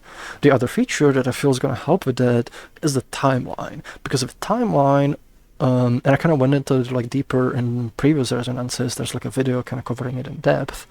But for example, with timeline, the way it helps, with the audio production is like, you can maybe plop sound effects on it. You have like, you have like your timeline, and say like you have like, a sound here, there's a sound, and you can, you can plop it here, or maybe, you cut it, so you cut like a piece of it, or maybe you have like another sound, here, and you kind of composite them together. Maybe you duplicate this one, you kind of play it multiple times or something, or stretch it, or do whatever you want. You can place all kinds of things on the timeline, and you say, I'm gonna render this out into a new sound. So there's gonna be tools that are gonna do that. They're gonna work, with the timeline and get a new sound effect, and then you export this and, use it wherever. Or maybe like, with the timeline, the other way it can work with the audio thing is, use it to like, sample things. So you have like, for example, these are like, keys. And maybe, and this then, for example, each row, we have like a thing that's generating audio, and maybe this one goes into this one, this one goes into this one, and you mix it together, and, you use the timeline as a sequencer for audio production. And the goal is to essentially add the timeline as sort of like a building block, like a base that lots of other systems then can be built around. And it's gonna kind of, sort of serve as a glue that kind of glues those systems together. And that way you get lots of like really cool synergies between all the functionality in, in Resonite. Same thing like, video processing. Video processing is a little bit trickier because like we would need to integrate some libraries for like, really efficient video decoding, but it's something I would want us to have at some point in time. Because same, with the video timeline, you can just, place video clips, and maybe, this gets composited, somewhere. Like you have like a video clip here, because right now with the video player, like it doesn't have much control. Like we cannot say decode this exact video frame, like if you have your, timeline, head, and like you're moving it around, like if it's here, we need this exact video frame to be, outputted. And we don't have that level of control right now. So like we would need something more robust for that, and that will, take some time. But if you have that functionality, then we can take this and, and maybe, you actually have like a thing, like, it used to be like that with old like movies, they would actually have like, like a method where it's like, for example, like, some kind of terrain, and you literally put the camera, like you literally put this in front of the camera, and imagine this is, kind of pretty terrain or something. You put this in front of camera and you film like this. You're essentially doing real world compositing by just like, layering things. And maybe, you could have like another thing, that's in front of your camera over here, and maybe, this one, and there's like something that's moving this in front of the camera. And if you look at it, from a different viewpoint, if I switch this, it's literally just things that are being moved in front of the camera that are compositing, this image. So what we could do is like make tools where it's easy to set up a contraption where, I pull a little thing. We can make it keep pulling a thing. Just grab this like this. Madame. There we go. We could like make a thing like where you have a video on the feed. Maybe, there's a texture in the world, and and this video actually goes into this, and then you have a camera here that's looking at it, and then you have like, something behind, and maybe you have like another layer over here, and there's another track, and maybe you put like a filter in here in between, so you can sort of physically composite things together in virtual reality. And you can also, collaborate with other people and do lots of other cool stuff. So I think there's a lot of like really exciting workflows that can be unlocked with these features. And I would love like, to have like Resonite be something that can be used for like, collaborative productions where, you use it as your, virtual studio, and maybe, you make like videos with it, like, that are not even relevant to Resonite. You just use it as a tool, which gives you, real-time collaboration, like, over the internet. It gives you sort of embodiment in the virtual world, and it gives kind of more physicality to that, like, whole production editing process, where, like, you're in a world and you're kind of like doing these things in a way it actually used to be done, or like similar, where, they used to actually literally put things in front of camera to composite, like, multiple effects together. And now it's kind of, all digital, so like you kind of lose that like physical analogy, but like with VR, you can kind of bring that physical analogy while keeping, getting the benefits of the physicality of it. So, yes, I would definitely love, like, for these things to kind of become more of a thing. The audio one is probably going to happen way sooner than the video, because, audio is easier to process. Video, like, we need those, more advanced libraries. The next question is from Nukikun. What is the lower limit for how many audio sources can be active before there are issues? What issues might we encounter?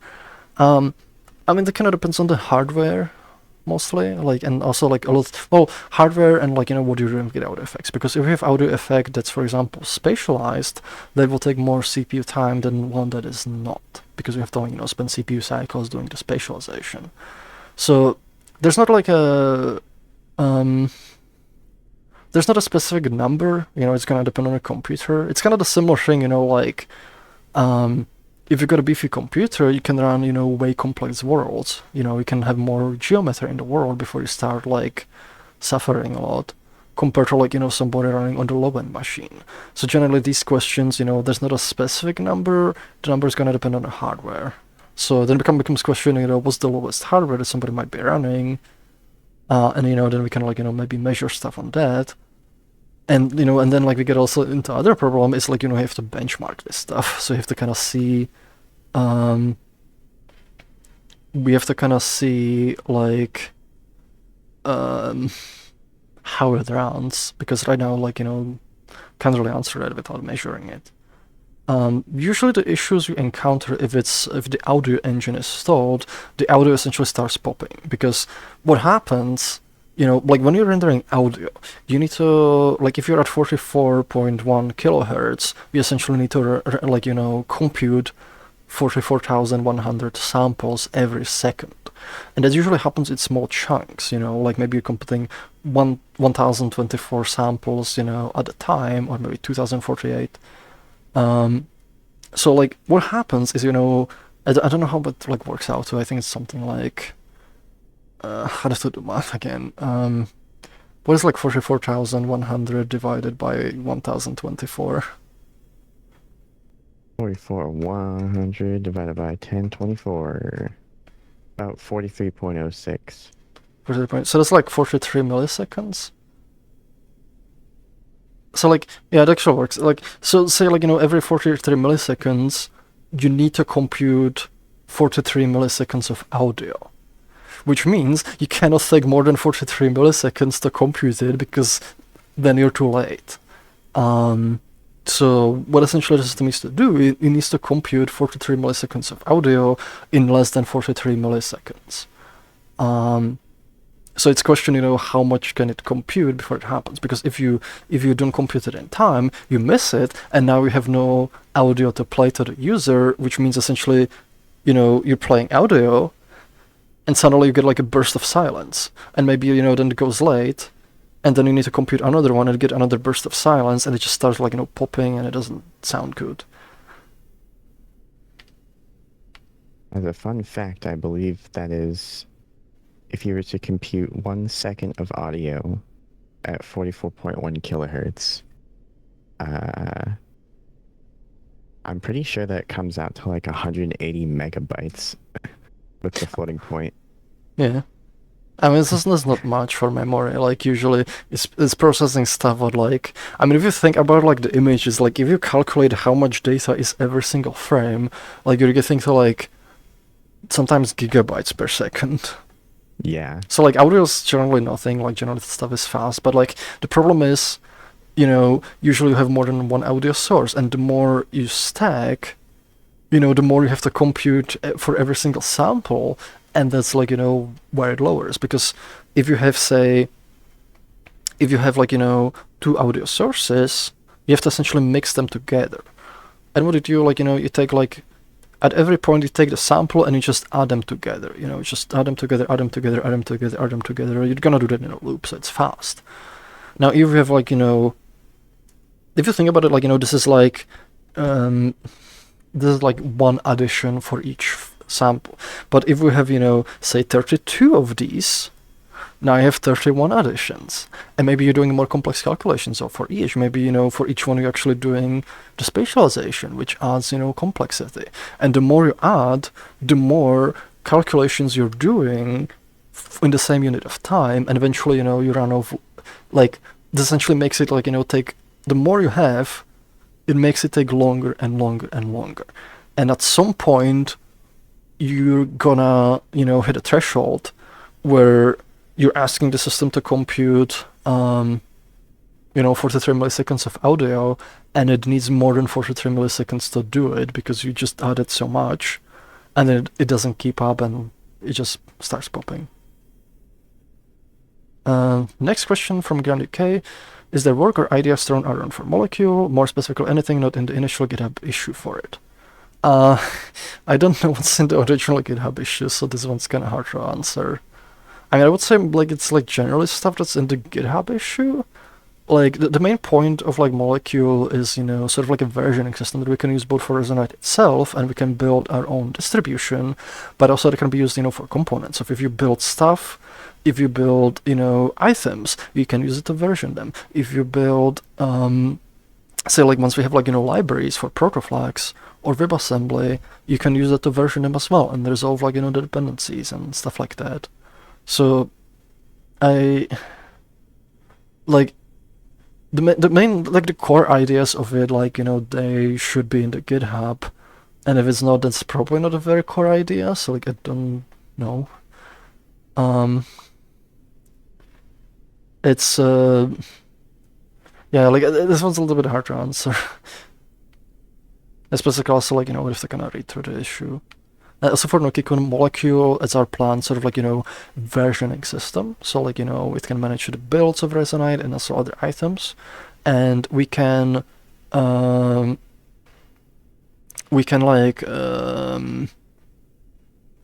we essentially, like, have control. Because right now, when we publish builds to Steam, sometimes it doesn't want to update for people. It's also hard to have multiple, branches for testing things. Because, like, the team is, like, working on stuff, and it would help if it was easy to access that build, and like, if they, like, for the community to, like, run multiple things in parallel, and, like, we cannot really do that with Steam because we have just one pre-release, and we want multiple releases. We need to make more build scripts, and makes things hard to manage. So that's just gonna kind of give us a lot more kind of control. Plus, you'll be able to, like, easily switch. Say I want to switch to this build, this older build, to test something, because sometimes, we like, did this, like, when something breaks and somebody makes a bug report, we're like, did this break recently? Like, is this new? And people don't know. And then I know it's hard to be like, go through this build and check it if it's still broken on this one.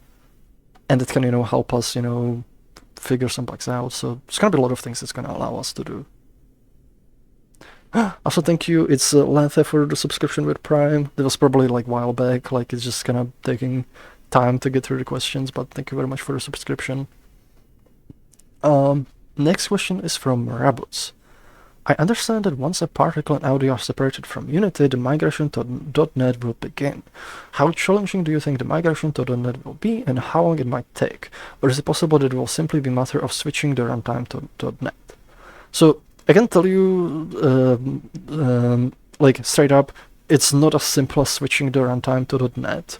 The big part, like, is essentially making it so Froox engine, so making Froox engine run with .NET is very easy. Because that's pretty much what headless is. The headless is pretty much almost all of the parts of the Froox engine, just kind of running without the graphical output. The challenging part is the communication, you know, with like with unit, because we do need it to render stuff out. So, you know, we have the Froox engine. Oh, where did it go? That was weird. Where did it jump? Oh, I moved. Okay. Yeah, you moved. I bumped the joystick. I was like, why did it just suddenly jump to the right? So, you know, we have the Froox engine, and then we have like an IPC mechanism. You know, and the IPC, and this communicates, you know, to unit there.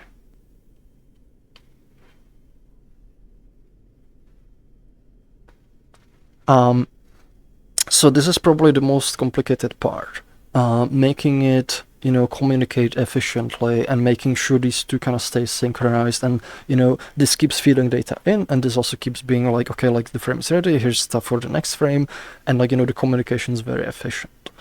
We're going to be using mainly shared memory for sharing the bulk of data, because what shared memory is like literally a piece of memory that both have access to, as if it was their own memory. So like, you know, this one has its own memory, and this one has its own memory, and this piece is shared, which makes it very easy to exchange data, and then we just need to send like, you know, tiny messages communicating when this happens. And this might also happen over this, where it just, you know, puts a piece of data there. So maybe it's all gonna be shared memory, that's not decided yet, but we'll see. But the part is like, for actual splitting, like the Froox engine right now, it still has, you know, a bunch of kind of ties, you know, like how it kind of communicates. So the longest part is probably gonna be, you know, unifying this into this. Once the communication's kind of, you know, streamlined, that makes it like much easier to like, you know, just kind of split this up and, you know, run this like you know, in a separate processes. And the hardest part on that one is going to be making efficient. I don't know how long it'll take exactly, like that's kind of hard to estimate before actually starting to work on it. Because usually with these things, you know, you kind of discover a bunch of the problems and issues and so on, like once you actually start working on it. So I don't really want to make an estimate at this time. But yeah, it's gonna be like I don't think it's gonna be like super hard challenge. It's like the hardest part was, you know, just getting everything to the point like where we can do it, you know. If it like it started kind of with a type system, then doing you know, photon dust, and next one's gonna be an audio system, which I think is gonna be the simpler part, and it's the splitting, which is going to be figuring all these like kind of mechanisms. And there's also going to be some mechanisms, you know, because there needs to be some back and forth communication between them and making that like run efficient and reworking that like in a efficient manner. So hopefully that kind of like answers the question.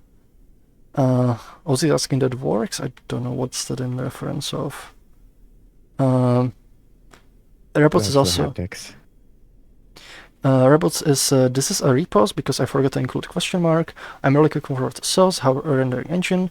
However, I rarely get chance to check its progress on devlog and the void anchor Discord server. I'm curious about which phase it's currently in and when transition to Unity is expected to take place. So there's not like a specific timeline for it right now. This might be like best gonna ask like in Gaines's office hours as well, but the thing that like I know he's been working most recently is actually consolidating shaders on Unity side for like Froox engine, so they're gonna be much easier to port over to source. I've been working also on some like bits of source, but I don't have like the most up-to-date information on that one. Oh jeez. The Jeep Porsche. I'm going to play some Resonite to socialize and talk to people, right? Yes, that's one of the favorite memes. Yeah. And we can do, I mean, that's the point, we can do both. Like, the way I like to look at Resonite is, you know, like, I feel a lot of people, like, you know, just put the software, you know, they put the software, like, into, like, this box, and it's like, it's social VR, you go there to socialize. The way I like to look at Resonite, you know, is like, it's like a layer, it's like a realm. kind of like the real world, because in the real world, you know, when you think about it, like you can navigate, you can, like, you know, go into rooms, you can go into city, you can move around, and you can talk to people and socialize, and it's something that's just, you know, you take for granted. In the virtual world, like, you know, that's not something that is given for granted, but it should be, and it's kind of what the Resonite tries to be. It starts to provide, like, you know, a reality you can access there, and you can talk with people, and you can do stuff together. And then the stuff that you can do, you know, that's like where it gets interesting. So, like, you know, same in the real world. You can just go there, visit somebody, you can just hang out, you know, vibe, like, you know, whatever, watch some videos together, you know, socialize, you can do that. Or you can meet somebody, you know, say in a hackerspace, and, you know, and you're maybe doing some hardware together, you know, like, and doing some engineering and some things. Or maybe you meet with some people, you know, who are artists, and you know, you paint together, maybe have a class, you know, like you can do so many different activities in the real world, and you don't really think about it. And you don't think about, you know, that all these activities, you know, they are built on sort of, like, you know, our ability to communicate, our ability to move in the world, which are sort of there. They're always there.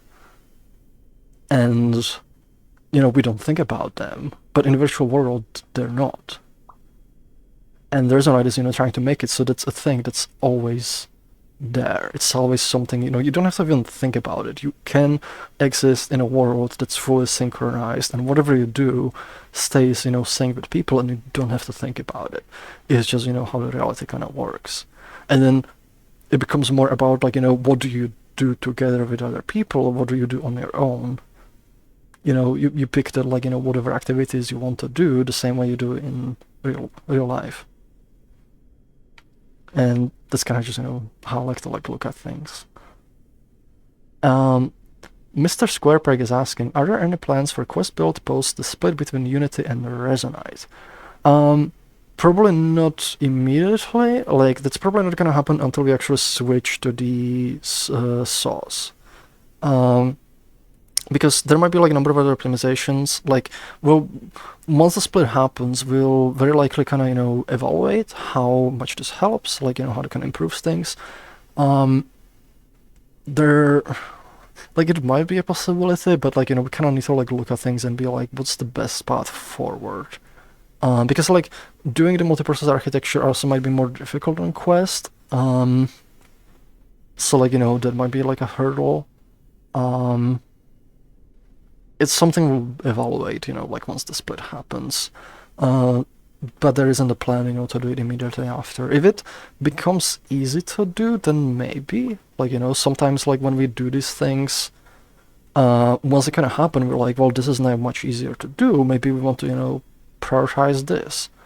But it kind of it requires, you know, the evaluation to kind of happen. So right now, I would say maybe Node, maybe after source, because that's also gonna make the rendering kind of more efficient, which might be needed for Quest, but we'll see. The GeForce, with all the different features you're planning, will Resonate ever become an operating system like Emacs? I mean, kinda. Like, operating system is actually, like, another, like, way I have to look at. I like to look at it because, you know, when you have, like, an operating system, it's sort of like a common interface where you can have multiple different apps and things, you know, just kind of coexist with each other and communicate. You know, and you have, like, your core mechanisms, like, you know, like Windows, you know, like, where application is in window, you can drag and you can move it around and arrange it. You have, like, you know, stuff like clipboard and things. Similarly, Resonite provides a bunch of things that are sort of provided to everything, and you can build, you know, stuff around it, on top of it, that kind of exists in that environment. So I would say yes. I would definitely love it too, like, you know. The next one is, I'm also kind of starting to speed through these a little bit because we've got a bunch. Well, there's 3. We have about 15 minutes left, so at this point it's possible we might not get to your question. If you want, like, you know, you can still ask it, but we might not get into it at this point. If we don't get into it, remember we now open a thread where you can ask questions in advance for the next week, so you can also, you know, put it there. But we have a question from our boy. There are many upcoming features that I have personally been really excited about and now I've been talking about for a long time, like proper physics system workshop, hard permissions, but those feel like they're going on years of waiting. I've seen multiple times people told they should wait until hard permissions are implemented to make permission system-related systems, but it has been a long wait. I was wondering how do you prioritize features to work on and if any of those above have any updates. So usually we kind of like look, I mean, there's going to be lots of plans because Resonite is a long-term project, which means, you know, there's a lot of things we want to do. It'll take, you know, years to get to some of them. But, you know, that's kind of like, you know, the point of the project. You know, it's a very long-term project and we're just building a lot of things. There's only so many things we can do at a time. And it's almost like, you know, like a lot of these things, they're kind of like milestones, but like if you think about it, like, you know, like one nice way to think about it is almost like, you know, having a skill tree and you have like, you know, say like you're here and, you know, there's like all these things and maybe there's like, you know, some things here. Let me actually move this a little bit. You know, you're here and for example, you know, these things need this thing and this needs this thing, this needs this thing, this needs this thing. And you're here and you're kind of deciding which way do you want to go, and maybe we're like, okay, this is the most important thing that would help the project the most at this time, so we're gonna, you know, develop this. And then we're like, okay, this also helps this, but we need to do this, so we also do this, and now we can do this. And now that we've kind of explored this part, we'll be like, okay, at this point we have this is helping us, you know, a lot. At this current state, you know, with the community and like with the company and with like how everything else is going, we think this is the most important bit. So we start developing here and then, you know, maybe here and then we do maybe go a little bit here. And maybe there's like, it goes even further. I'm actually making it to, oh boy. There we go. And maybe it goes even further and maybe we decide, okay, we're not gonna go all the way. You know, like we're gonna pause and we're gonna instead develop this and then this, and maybe a later time we return back here because like this is, you know, good enough. So it's almost like, you know, like there's so many things to do, and at every point when we're kind of deciding what to prioritize, we are like, you know, what Resonite needs the most right now.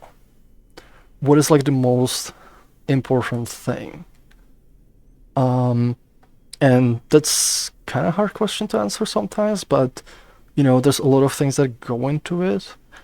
There's actually a big post on our GitHub called How We Prioritize, and it kind of goes into a lot of the signals and thought that goes into prioritizing things. But like for major features, like it's like what will bring us, you know, the most support, the most, and what's gonna, you know, help most like with other features. Because, for example, with the upgrade, you know, to .NET 9, we can now be unblocked on so many things because it makes stuff like rigid body way easier. Because we can upgrade to like this Beppu and we get like, you know, the benefits of that. It lets us clean up a lot of code with the modern mechanisms. It lets, you know, so many features much easier that it makes sense to prioritize, you know, as the thing to do. Because if you know, if we implement certain things, they make other things easier, and that can, you know, contribute to those things being prioritized. And specifically now with performance, for the longest time I kind of felt like, you know, performance is probably one of the biggest blockers, you know, for a lot of people staying on Resonite. And we need more people in the community, we need kind of more support. And a while back, you know, we did a survey and we kind of asked people, what's preventing you from playing Resonite more? And like overwhelming majority of people said it's the performance. And that's, you know, why that got prioritized, why we said, you know, this is going to be our major focus for like, you know, a while. Make it like way better, because that can help the community, that can help the future development, and just kind of make the software like better. And once that's done, we'll kind of do the similar thing. We'll be like, what's the biggest thing? But also in that process, we kind of, you know, make smaller things. Like, you know, the performance being the major focus doesn't mean like, you know, we stop doing the smaller things. They just kind of, you know, sprinkled around it. Sometimes there's other stuff that kind of comes up that we need to deal with. Like, for example, if servers are on fire, no more performance work for now until that is resolved. Like, that needs to be fixed. Same, like, and the reason, like, we prioritized, for example, Stripe, like, we had, like, working in parallel, is because we've calculated that every day that we don't have Stripe, we lose, like, $50 to $60 every single day. So the longer it takes, the more money we lose that we could have potentially, had, that we could put into other things, like, hiring more people, or maybe more marketing, to bring more support. But overall, it's like, prioritization, it is a complicated thing. You have to, like, weigh so many things and figure out what's the most important one right now, what's going to help the project the most, what's going to bring us the most support, what's going to help the community the most. You weigh all of these and then you make your decision. And maybe, sometimes you like, maybe like you want a different decision or something, but like, there's so many variables, it becomes difficult, to like, because you don't quite see, like where some things will go. You don't know like how people are gonna react to some things. So you might have like, some expectations. And people also have like, different things. Like some people don't care about the performance and they want like IK. And ultimately the decision comes, to being like, majority of people do, so you have to go with that because, that's one of the things that's gonna blocking this platform from growing more. But yeah, it's one thing we're probably gonna like prioritize actually that's changed a bit is like molecule, because it's one of those things that I feel like people don't super care about because like, it's not something super user facing, but we as developers really need it because there's been so many cases where I've like lost hours of time dealing with like, issues that would be solved by having it.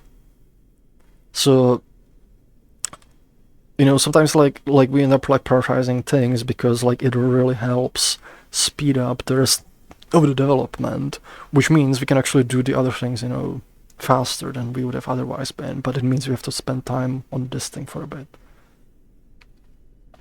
But yeah, hopefully it kind of, answers the question. And I do recommend reading the How We Prioritize post on GitHub because it goes into a lot of details on this.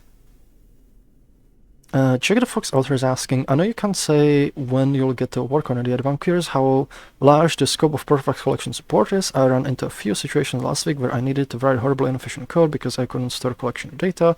It's the second highest upvoted GitHub issue, but I'm not actually sure how large of a task it is compared to other stuff like Photon does. Sorry for double post, forgot a question mark. I think actually, like, out of all things, like, I think Protoflex collection is not that big. Because like most of the stuff should already be there. It's just kind of like adding a lot of the like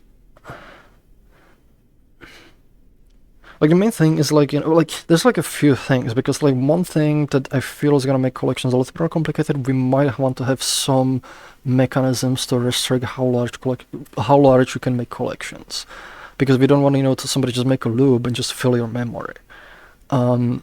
So like from technical side, it should be fine. Like it mostly just needs the localness tracking, but like there's other mechanisms that can be built on top of. Then it's adding a bunch of nodes for like working, like, iterating on them, but that's relatively trivial. And the biggest part would be just, some sort of like system to track how much data you're kind of allocating and put, some limits and checks on that. And I think that's gonna be the biggest part of it. So it is actually something we might end up like prioritizing, because that's gonna help creators a lot.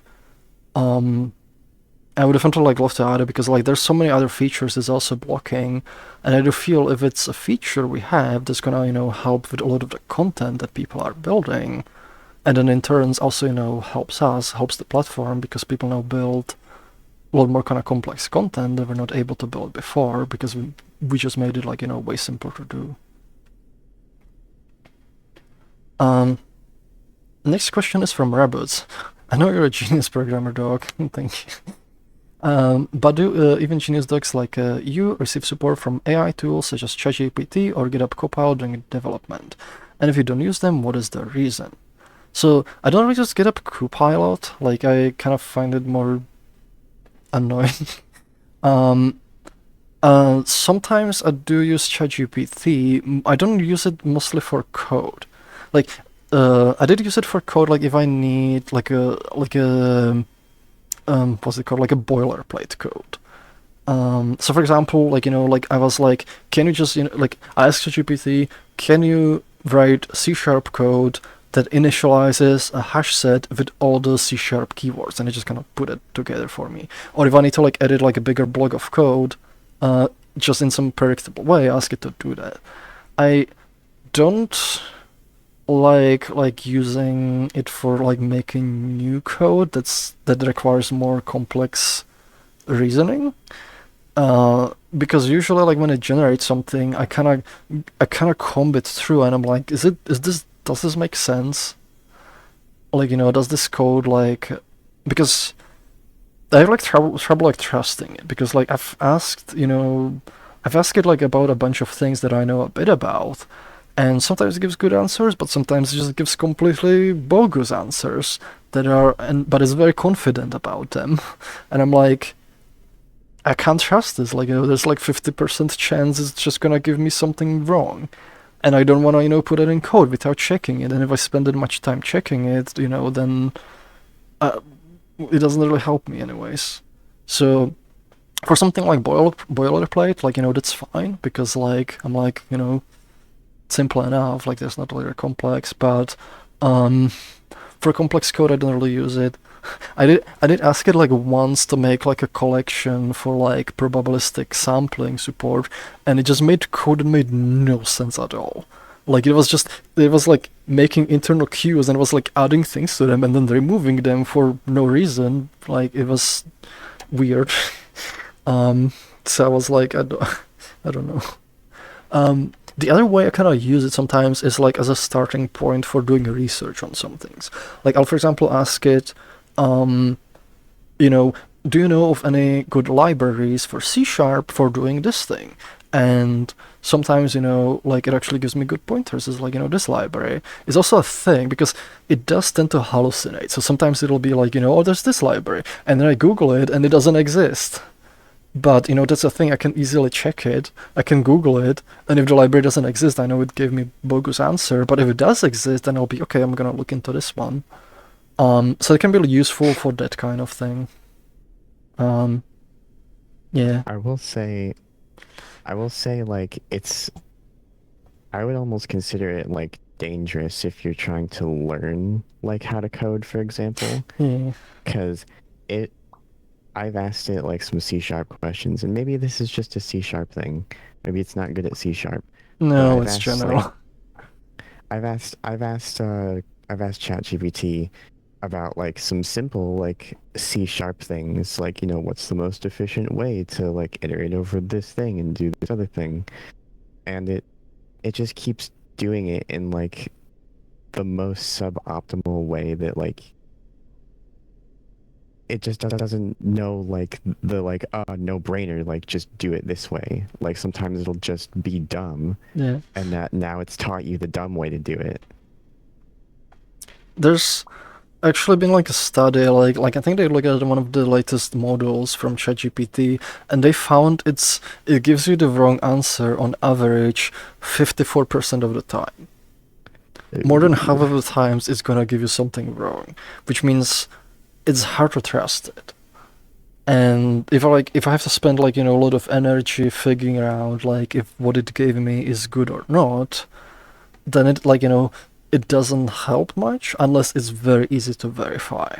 So like if I can just do a quick Google search, figure out like you gave me something bogus, I can't trust this, then I'll use it for those things to kind of get pointers. But like if it's something where I have to like comb through it and like do like a lot of kind of complex analysis, figuring out like is this answer correct or no, then it's not worth it, because like like it doesn't really save much time, and it just kind of makes you look kind of paranoid that like I'm gonna put something that's gonna cause like issues.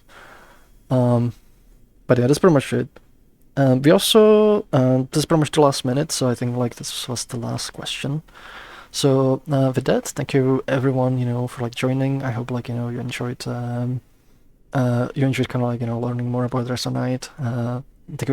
Thank you all like for all the questions. Also, just a reminder, we are running the last phase of Photon dust testing. There's like announcement in our Discord, so if you can, give it a try, because we'd like to merge it in. Like this upcoming week. We also launched the Stripe, so if you are supporting us on Patreon, which like we appreciate a lot, please consider switching on the same tier to Stripe, because we actually get like a lot more much bigger cut that way. Patreon on average takes about 15%, Stripe takes about 5%, so we get like a lot more money than we can then invest into Resonite. And with that, like everyone, like thank you very much, whether you support us or not. Thank you like for like just joining like the stream, asking questions, being part of the community, making cool stuff, and just in general being part of this platform and helping us grow. Thank you, Sarah, for like being here, helping me kind of answer some of the questions too. Yeah, I'm glad I could sit here and nod along. Such some. But yes, and I hope like everybody's like having fun like working on the MC projects. I can't wait like to see like what everyone kind of makes. Like at the end of the month. Hopefully people are not getting too burned out yet. I know like from what I heard, some might already be and they're doing like scope creep and stuff like that. But as long as you're having fun. So thank you very much for watching, and we'll see you with the next one. And I'm gonna check if there's anybody to raid. I think it's only Creator Jam that I can see. Let me check if there's anyone streaming Resonite. No, it's just me and Creator Jam. If you like to stream, I recommend streaming around this time, because you're gonna get like a lot of viewers from us. So we're gonna send everyone to Creator Jam. So getting the raid ready. Oh, just type great creator. Creator Jam, there we go. And should be getting ready in 7 seconds. So thank you very much. And say hello to Creator Jam, say hello to Medra for us. Bye. Right now. Did I click it? Oh, I clicked it.